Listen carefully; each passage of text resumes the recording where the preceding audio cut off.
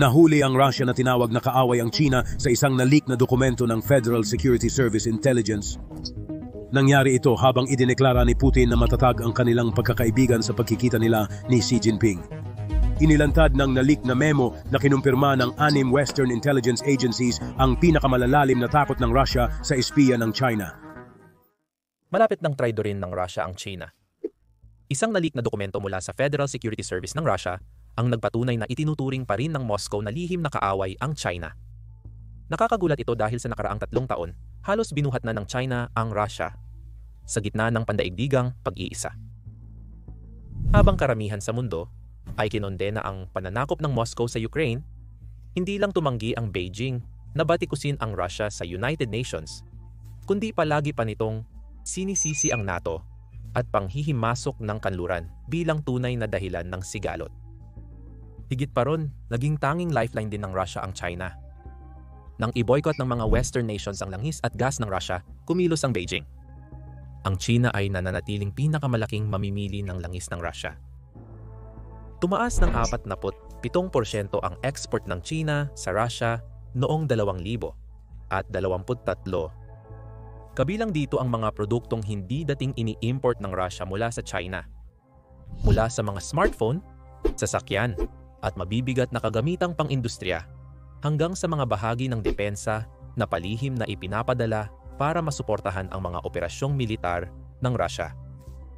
Sa maraming aspeto, ang China ang pangunahing dahilan kung bakit napanatiling matatag ang militar at ekonomiya ng Russia. Kahit paman tinutulungan ng China ang Russia, balak ng Federal Security Service ng Russia na harapin ng China pagkatapos ng digmaan sa Ukraine. Naniniwala ang Moscow na ang susunod na malaking banta ay magmumula direkta sa Beijing. Bago talakayin ang dokumento mula sa Federal Security Service, kailangan nating maintindihan kung bakit palihim na magkaaway ang Russia at China. At para magawa yon, kailangan nating bumalik sa ika-19 na siglo. Noon, sinamantala ng Imperial na Russia ang kahinaan ng Qing Dynasty sa pamamagitan ng mga unequal treaties. Ang mga kasunduan ng Aigun, 1858 at Peking, 1860 ay pumilit sa China na isuko ang mahigit 1,000,000 kilometro kwadrado ng teritoryo sa Imperyong Ruso, kabilang ang Primorsky Krai at ang mahalagang lungsod pantalan ng Vladivostok sa Pasipiko. Ang mga nakakahiyang konsesyon na ito ay naging bahagi ng siglo ng pagpapahiyan ng China, isang masakit na panahon sa kamay ng mga dayuhang kapangyarihan. Marami sa inyo ang nagkomento na kahit nakasubscribe na sa channel, hindi pa rin inirekomenda ng YouTube ang aming mga video. Kaya, tinanong ko ang YouTube tungkol dito at ayon sa YouTube, mahigit 75% sa inyo ay hindi nakasubscribe. Kaya pakiusap, siguraduhin ninyong pindutin ang like at subscribe button sa ibaba. Noong unang dekada ng 1950 nagkasundo ang komunistang China ni Mao at ang Unyong Sobyet ni Stalin.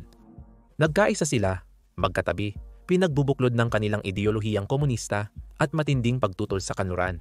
Ang mga Sobyet pa nga ay gumanap ng mahalagang papel sa pagpapaunlad ng ekonomiya at militar ng China. Nagpalitan ang dalawang bansa ng mga insulto, paratang, at ideolohikal na pagkondena na humantong sa tinaguriang Sino-Soviet split.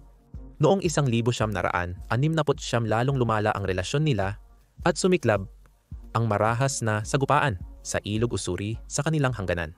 Dahil sa tindi ng mga labanan, pinag-isipan ng magkabilang panig ang paggamit ng sandatang nuklear na naglapit sa kanila sa isang malawakang digmaan. Ang malalim na lason ng hindi pagkakaunawaan at kawalan ng tiwala sa pagitan ng Rusya at China ay tumagal ng ilang dekada at nararamdaman pa rin hanggang sa kasalukuyan. Kahit na normalize ng China at Vietnam ang relasyon noong huling bahagi ng dekada 1980 at nagkaroon ng kasunduan sa hangganan noong 2000 at 4 hindi kailanman lubos na pinatawad ng China. Ang 4,000 at 200 kilometrong hangganan na naghihiwalay sa kanila ay sobrang hindi pantay. Ang malayong silangan ng Rusya ay napakalawak at sagana sa likas na yaman, ngunit kakaunti ang naninirahan dito. Gayunpaman, sa kabila ng hangganan, ang hilagang silangang China ay puno ng daan-daang milyong tao na nakatira sa ilan sa pinakamasiksik at kapos sa lupang mga rehiyon sa mundo. kaya nang muling buksan ang hangganan ng Rusya at China noong 1988, dagsa agad ang mga manggagawa, magsasaka at negosyanteng Chino papunta sa mga distrito ng malayong silangan ng Rusya. Nagrenta sila ng mga lupang sakahan, naglunsad ng negosyo, at binungkal ang mga lupang matagal nang pinabayaan ng Ruso. Noong 2018 ang mga kumpanya at mamamayang Chino ay nagmamay-ari o umuupa na ng halos 350,000 ektarya ng lupang sakahan na humigit kumulang 16% ng kabuuang lupang agrikultural ng rehiyon. Bagamat nagdala ang pagdagsang ito ng bagong pamumuhunan at kinakailangang lakas paggawa, nagdulot din ito ng pagkadismaya at hinala sa mga lokal. Maraming Ruso ang nag-akusa sa mga bagong dating na Chino ng pag-aagaw ng trabaho at pagsasamantala sa mga yaman ng Siberia. Kalaunan, ang takot sa pagsakop ng mga Chino at pangamba sa pagkawala ng kontrol ng Russia sa silangang hangganan nito ay naging bahagi ng pang-araw-araw na usapan. Kahit dekada ng pagkakaibigan sa pagitan ng Moscow at Beijing, isang survey noong 2017 ang nagpakita na kakalahati ng mga Ruso ang naniniwala na ang lumalaking presensya ng China ay banta sa teritorial na integridad ng Russia. Ipinapakita ng mga ganitong saloobin kung gaano kalalim pa rin ang hindi pagtitiwala ng mga Ruso sa China. Mula nang maupo si Xi bilang pinuno noong 2012 siya at si Putin ay nagkita ng harapan ng mahigit 40 beses at itinuturing nila ang isa't isa bilang matalik na magkaibigan. Pero linawin ko lang, ang tunay na nagbubuklod sa Moscow at Beijing ay hindi totoong pagkakaibigan. Ito ay ang kanilang kapwa hindi pagtitiwala at pagtutol sa kanluran. Ito ang dahilan kung bakit noong Pebrero 4, 2022 bago ang Winter Olympics sa Beijing at ilang linggo bago sumalakay si Putin sa Ukraine, nagkasundo ang dalawang lider na walang limitasyon ang kanilang ugnayan at walang bawal na aspeto ng kooperasyon. Nasubok ang lahat ng engranding pangakong ito nang ilunsad ni Putin ang malawakang pananakop sa Ukraine sa parehong buwan. Magdamag, ang Russia ay nag-iisang binayo ng libu-libong mabibigat na parusa. Ngunit tumanggi ang Beijing na sumali sa ekonomikong digmaan ng kanluran. Sa halip, mas lalo pang pinalakas ng China ang suporta nito sa Russia. Tinulungan ng China ang Russia na patatagin ang kanilang ekonomiya sa pamamagitan ng pagbili ng malaking dami ng enerhiya at pagbibigay ng mga produktong pangkonsumo at mahalagang teknolohiya. Bagamat inakala ng marami na ito ay malapit ng bumagsak. Maging sa diplomasya, inabswelto o binetohan ng Beijing ang mga hakbang laban sa Russia sa United Nations para paulit-ulit na maprotektahan ito. Kahit noong muling nagkita sina Putin at Xi sa Beijing noong Oktubre ng 2023, ipinakita nila sa mundo ang isang nagkakaisang harapan. Pero sa pribado, 3 araw bago aprubahan ni Putin ang pagsalakay ng Russia, tahimik na inaprubahan ng Federal Security Service ang ahensya ng intelihensya ng Russia, ang isang bagong kontra-intelihensyang operasyon na may codename na Entente-4. Nakakagulat, ang programang ito ay direktang nakatuon sa China, hindi sa Ukraine o sa kanluran. Ayon sa na-leak na dokumento, tahimik na nagtayo ang China ng malaking black market upang bumili ng mga state secrets. Maaaring hindi mo ito alam. Nakatago sa madidilim na website, Telegram channel, at anonymous online agent, kumukuha ang black market na ito ng ordinaryong tao para gawin ang maruruming gawain nila kapalit ng pera. Halimbawa, ang mga spy briefing ng Indonesia ay naibebenta ng humigit kumulang $5,000, ang mga diplomatic cable ng Taiwan ay umaabot ng $10,000, at pati ang mga pagkakakilanlan ng mga operatiba ng Iran ay ipinagpapalit sa ilang $1,000 bawat isa. Ito ay mga totoong, dokumentadong bilang. Tiyak na may katulad na presyo para sa impormasyon mula sa mga pangunahing bansa tulad ng Estados Unidos, Europa, Russia, India, at iba pa. At ito mismo ang banta na nilikha ang lihim na operasyon ng Russia na Entente-4 upang labanan. Kita mo, nang magsimula ang digmaan sa Ukraine, halos agad na sumabog ang paniniktik ng China sa loob ng Russia. Mga opisyal ng China mula sa militar, seguridad at depensa dumagsa sa Russia para personal na obserbahan ang digmaan. Maraming dumating bilang bahagi ng mga delegasyon ng akademiko o negosyo mula sa mga universidad ng depensa ng China o mga institusyong suportado ng Estado. Pero ayon sa Federal Security Service, ang tunay nilang misyon ay mangalap ng sensitibong impormasyon tungkol sa mga operasyong militar ng Russia. Para sa Beijing, ang gulo sa Ukraine ay mahalagang case study. Ang People's Liberation Army ng China ay hindi pa nakikidigma sa malaking digmaan sa mahigit 40 taon mula noong maikling sagupaan nila sa hangganan ng Vietnam noong 1979. Natural lamang na nais ng mga Chinese na military planners na maunawaan kung paano gumagana ang isang modernong militar gaya ng Russia laban sa makabagong armas at taktika ng kanluran. Maaaring gamitin ng Beijing ang impormasyong ito sakaling makipagdigma sila sa Taiwan. Pero iyon ay simula pa lang. Ang totoong problema, ayon sa Federal Security Service, ay hindi lang pinapanood ng mga Chinese na espiya ang digmaan, kundi pinapalakas din nila ang pagre-recruit ng mga tagaloob sa Russia. Lumabas sa dokumento na gagawin ng mga operatiba ang lahat ng kailangan para makuha ang loob ng mga opisyal, siyentipiko, mamamahayag at negosyante ng Russia. Sino mang may access sa sensitibong impormasyon, mag-aalok ng pera, kasunduan sa negosyo o personal na pabor. Ngunit kung nabigo ang mga insentibong iyon, magiging masama sila at sasamantalahin ang mga kahinaan ng tao. Lumabas na tinatarget nila ang mahalagang sektor ng Russia, ang aerospace at defense industry, kung saan nahuhuli ang China noon at gustong makahabol. Hinabol nila ang mga Russian pilot, aviation expert, at mga inhinyero na dalubhasa sa mga sandata, jet, missile, aerodynamics, flight control, propulsion, at mga kaugnay na larangan. Sa ibang salita, kahit sino na may kahit kaunting mahalagang impormasyon, nagpakita ng interes ang mga Chinese na espiya sa mga inhinyero mula sa Ekronoplan na programa sa isang natatanging kaso. Ang mga Ekronoplan ay malalaking sasakyang pang-Soviet na dumadaan sa ibabaw ng tubig gamit ang ground effect, parang mabilis na lumilipad na mga barko. Dahil sa pagkakansela ng Russia sa programang Ekronoplan, inakala ng China na may sama ng loob o pinansyal na problema ang mga dating espesyalista at inhinyero nito. Kaya naging ideal silang kandidato para sa pagre-recruit. Nakakabahala para sa Russia ito dahil kahit bago nagsimula ang digmaan sa Ukraine, naitala na ng mga autoridad ng Russia ang hindi bababa sa 21 magkakahiwalay na kaso ng espiya na kinasasangkutan ng mga Chino sa nakalipas na 2 dekada. Sa katunayan, ipapakita ko sa inyo kung gaano kahalaga ang ilan sa mga lihim na naipasa ng mga espiya na ito sa China. Ngayon, mas mahina at vulnerable ang Russia kumpara dati, abala sa pakikipaglaban sa Ukraine at pagsugpo sa mga operasyon ng intelihensya ng kanluran. Ang abala na ito ay nangangahulugang kulang ang Moscow sa mga mapagkukunan para masusing tutukan ang mga espiya ng China. At alam na alam ito ng Beijing. At talagang balak nilang samantalahin ang kahinaan ng Russia para makakuha pa ng mas mahalagang impormasyon. Sa pagitan ng 2021 at 2023 na kaso ng espiya, ang natuklasan ng mga autoridad ng Russia, kung saan bawat isa ay may kinalaman sa pagtagas ng mga makabagong teknolohiya sa aerospace at laser patungo sa China. Ang bawat bagong pag-aresto ay nagsisilbing paalala sa Kremlin na ang China, na itinuturing nitong kaalyado, ay aktibong nangi-espiya sa pinakamahalagang mga programa sa depensa ng Russia. Malinaw na ipinahayag ng gobyerno ni Putin na hindi nila palalampasin ang anumang uri ng pagtataksil sa inang bayan at ang mataas na pagtataksil ay maaaring humantong sa habambuhay na pagkakakulong. Binalaan din ng Moscow na agresibong tutugisan nito ang sinumang dayuhan, lalo na ang mga espiya o operatiba ng China na mahuhuli sa paghihikayat o pag-oorganisa ng mga ganitong anti-Russian na aktibidad.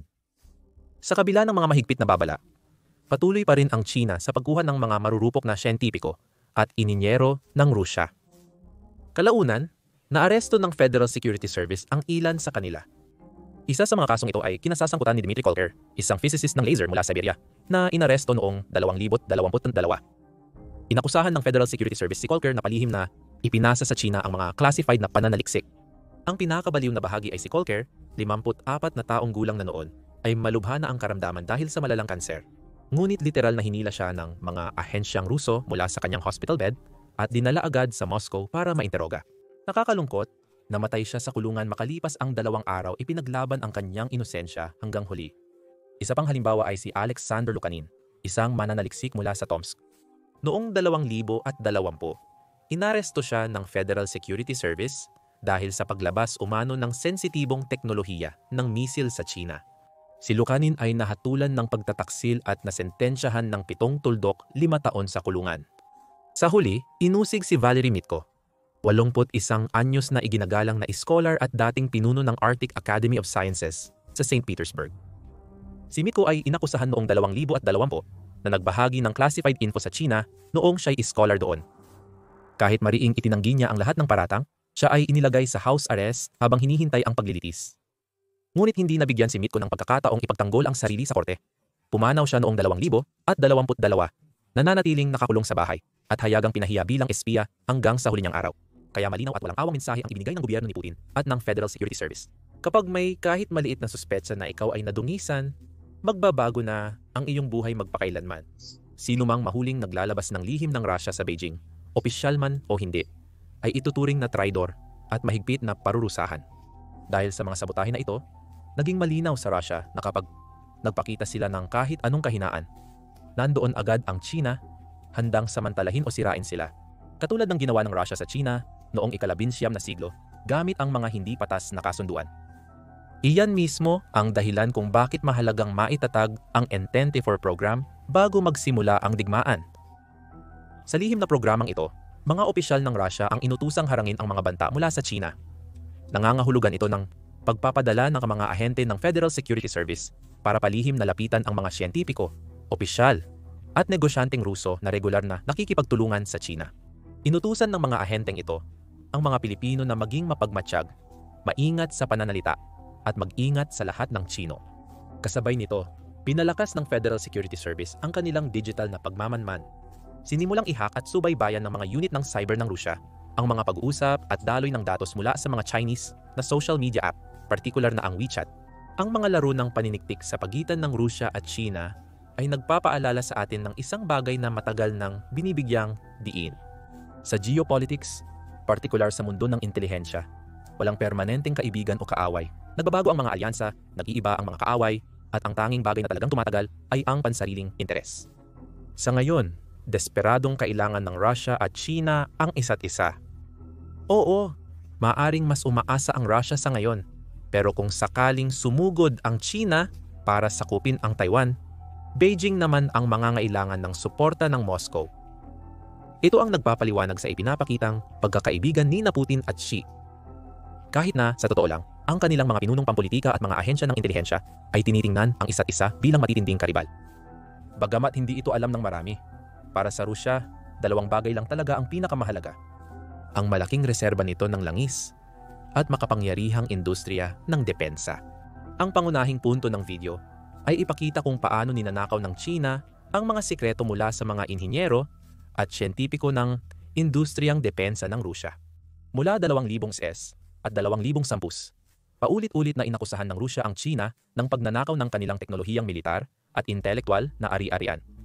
Palihim na kinokopya at nire-reverse engineer ang mga advanced na armas ng Rusya para makagawa ng sarili nilang bersyon ng walang kabayaran at pagpapahalaga sa mga taon ng pagsusumikap sa R&D. Isang perpektong halimbawa nito ay ang Shenyang J-11B fighter jets ng China na gawa ng buo sa China ngunit halos magkapareho ang itsura sa Su-57 flanker fighter ng Rusya. Gayon din ang Hongqi, 9 long-range surface-to-air missile system ng China na kapareho ng itsura at performance ng S-300 missile system ng Rusya. Ang mga barkong pandigma ng hukbong dagat ng China ay may kapansin-pansing pagkakahawig sa mga disenyo ng Rusya, pati na rin sa mga subsystem at panloob na teknolohiya nito. Sa madaling salita, bibili ang China ng mga advanced na kagamitang militar ng Rusya na maliit ang batch, dahan-dahang bubuwagin para aralin ang bawat sikreto at gagawa ng sarili nilang bersyong Chino ng mararbihan. Noong 2019 naging sobrang laganap ang sistematikong pangungopya. Kaya ang Rostec, ang malaking kumpanyang pag-aari ng estado ng Rusya para sa depensa, ay umabot sa sukdulan ng kanilang pagtitimpi. Ang pinuno ng intellectual property ng Rostec, si Yevgeny Labodny, ay isiniwalat na sa nakalipas na 17 taon, mahigit 500 kaso ng iligal na pang-ongopya ng China sa kagamitang militar ng Rusya ang naitala ng bansa. Para sa Moscow, ang usapin ay hindi lamang tungkol sa pagkawala ng intellectual property o bilyon-bilyong dolyar, kundi mas malalim pa rito. Ang bentahan ng armas ang naging pangunahing haligi ng ugnayan ng Rusya at China, isang mahalagang pundasyon na nagpapatibay sa kanilang pakikipagpartner. Sa buong dekada 90 at unang bahagi ng 2000, isa ang China sa pinakamalalaking customer ng armas ng Rusya. Mahigit 80% ng mga inangkat na armas ng China ay nagmula sa mga pabrika ng Rusya noong nakaraan. Ngunit nang matutunan ng mga Chino kung paano baliktarin at kopyahin ang mga sistemang iyon, nagbago ang lahat. Matapos ang 2000, bumaba ng halos 40% ang listahan ng mga armas na binibili ng China sa ibang bansa. At ang bahagi ng Rusya rito ay lumiit din mula 85% hanggang 68% na lang. Naranasan ng Moscow ang pagkawala ng maraming benta at pagbabago ng dating kaibigang mamimili bilang direktang kakompetensya. Noong gitnang bahagi ng 2010, hindi na lamang gumagawa ang China ng sariling tangke, jet fighter, at barkong pandigma. Ine-export din nila ang mga ito sa ibang bansa, minsan mas mura pa sa alok ng Rusya. Nagdulot ito ng malaking pagkadismaya at pagkainis sa industriya ng depensa ng Rusya. Kaya, pinigilan ng Kremlin ang sitwasyon. Ang mga alok ng dekalidad na kagamitan ngayon ay may kasamang dagdag na pag-iingat o matagal na paghihintay. Ipinagpaliban ng Rusya ang pagbebenta ng kanilang makabagong Sukhoi 35 fighter jets sa China ng ilang taon dahil natatakot silang kopyahin at baliktarin agad ito ng Beijing. Sa katunayan, nagpapatuloy pa rin ang kalakalan ng armas sa pagitan ng Rusya at China. Pagkatapos sakupin ng Rusya ang Crimea noong 2014 at tamaan ng mga unang bugso ng parusang kanluranin, lumapit si Putin sa Beijing para sa suporta sa ekonomiya at politika. Kasama rin sa usapan ang bentahan ng armas. Noong 2015 ibinenta ng Rusya sa China ang mga advanced na kagamitan tulad ng S-400 Air Defense System at Sukhoi 35 fighter jets. Ito ang unang malalaking bentahan ng armas sa pagitan ng Moscow at Beijing sa halos isang dekada. Kailangan ng Moscow ang pera at suportang pampulitika ng Beijing, kaya tinanggap na nila na bahagi na lang ng negosyo ang pangungopya at pagnanakaw ng China ng teknolohiyang Ruso. Pero bukod sa bentahan ng armas at pagnanakaw ng teknolohiya, may iba pang mas estratehikong issue kung saan nagbabanggaan ang interes ng Rusya at China. Ang malayong silangan ng Rusya ay nananatiling isa sa pinakamalalaking issue, kung saan nating tinalakay kanina. Natuklasan ng intelihensya ng Rusya na lihim na itinutulak ng mga akademiko at opisyal ng China ang mga makasaysayang kwento upang bigyang katwiran ang posibleng pag-angkin nito sa teritoryo sa hinaharap. Naghahanam ang mga mananaliksik na Tsino ng mga bakas ng sinaunang mga mamamayang Tsino upang patunayan na ang mga lupaing ito ng Rusya ay dating bahagi ng sinaunang China. Sa katunayan, hindi na ito bagong taktika. Ginagawa na ito ng China sa halos lahat ng mga kalapit bansa nito. Minsan, naghahanap sila ng maliit na koneksyon sa kasaysayan ng ibang bansa at ginagamit ito para maglabas ng matitinding pahayag. Kung hindi iyon gumana, binabago na lang nila ang kasaysayan para ihanda ang sarili sa posibleng pag-angkin ng teritoryo sa hinaharap. Isang taon matapos magsimula ang digmaan sa Ukraine, unti-unting inilalantad ng China ang tunay na intensyon nito. Noong 2023, inilabas ko ng Beijing ang bagong opisyal na pambansang mapa na gumagamit ng mga lumang pangalan sa Chino para sa ilang lungsod at rehiyon ng Russia, bagay na siguradong napansin ng Moscow. Bilang tugon, inutusan ng Federal Security Service ng Russia ang kanilang mga ahente na agresibong labanan ang mga tangkang ito ng pagbabago sa kasaysayan. Inutusan nila ang mga ahente na bantayan ng maingat ang mga scholar at delegasyon mula China na nagtatrabaho sa sensitibong makasaysayan arkibo. Tumanggi na rin sila ng entry visa sa mga dayuhang mananaliksik na posibleng magtatanong o maghahamon sa kasalukuyang mga hangganan ng Russia. Bilang karagdagan, binalaan ng Federal Security Service ang mga Ruso na huwag makipagtulungan o sumuporta sa mga pag-aaral ng kasaysayan na pinangungunahan ng mga Chino. Ipinapakita ng lahat ng ito kung gaano kaseryoso ang pagtrato ng Russia kahit sa pinakamaliit na palatandaan ng ambisyong teritorial ng China. Isa pang punto ng tensyon sa pagitan ng Russia at China ay ang Gitnang Asya. Sa halos 2 siglo, pinangibabawan ng Russia ang Gitnang Asya, una bilang imperial na mananakop at kalaunan bilang puso ng Unyong Sobyet. Matapos mabuwag ang Union of Soviet Socialist Republics, noong 1990, porsigidong nagsikap ang Moscow para mapanatili ang impluensya nito sa 5 bansang stan: Kazakhstan, Uzbekistan, Kyrgyzstan, Tajikistan, at Turkmenistan. Ginawa nila ito sa pamamagitan ng malapit na ugnayang pang-ekonomiya, pampulitikang presyon, at mga base militar. Sa nakalipas na 20 taon, nagsimulang magbuhos ng malalaking pamumuhunan ang China sa Gitnang Asya sa pamamagitan ng Belt and Road Initiative nito. Bilyon-bilyong dolyar ang napunta sa mga proyektong infrastruktura at enerhiya na nagbago sa China bilang pangunahing mamumuhunan at katuwang sa kalakalan ng rehiyon.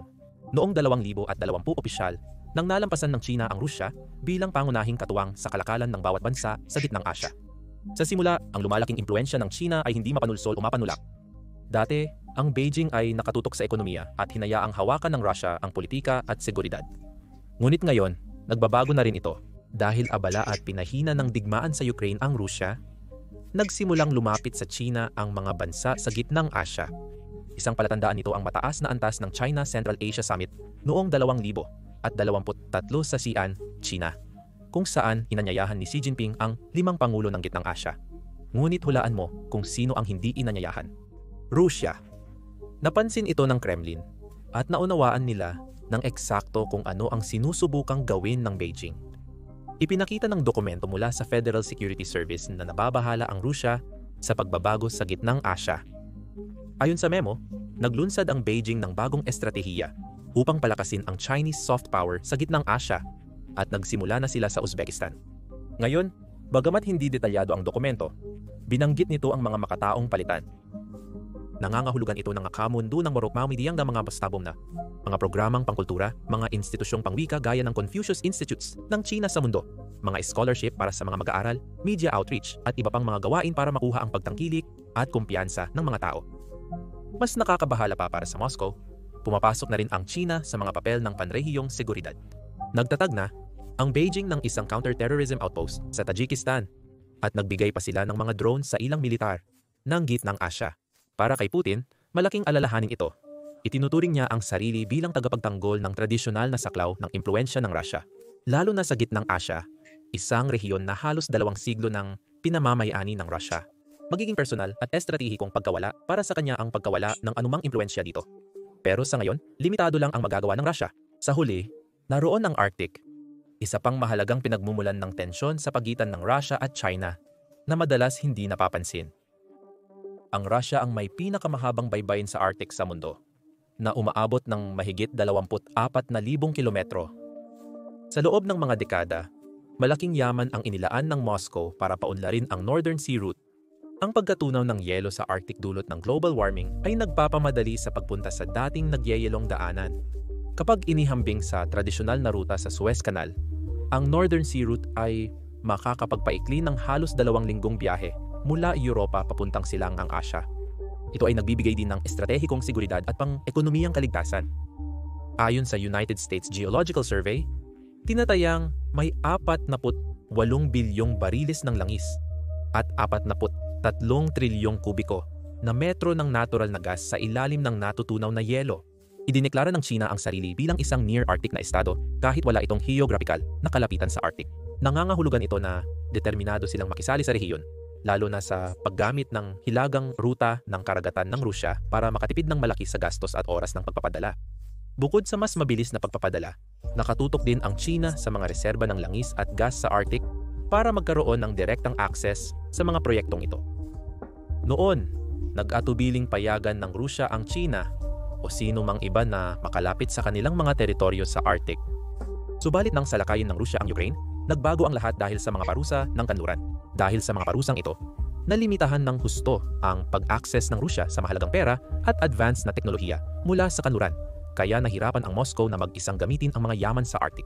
Ipinapakita ng lumabas na dokumento na alam ng China na itutulak ng mga parusa ng kanluran ang Rusya papunta mismo sa mga bisig ng Beijing. Nang umalis ang kumpanyang Baker Hughes ng United States mula sa isang proyektong Russian Arctic Liquefied Natural Gas, napilitan ang Novatek ng Russia na umasa sa mga Chinong kasosyo para ipagpatuloy ito. Ang pondo, kagamitan, at kaalaman ng China ay naging mahalagang tulong sa mga layunin ng Rusya sa Arctic. Kaya naimpluwensyahan ng China ang bansa. Ipinipilit ng Moscow na ang Northern Sea Route ay nananatiling sakop ng jurisdiksyon ng Rusya at ang mga banyagang barko, kabilang ang mga Chino, ay nangangailangan ng pahintulot at mga Russian pilot.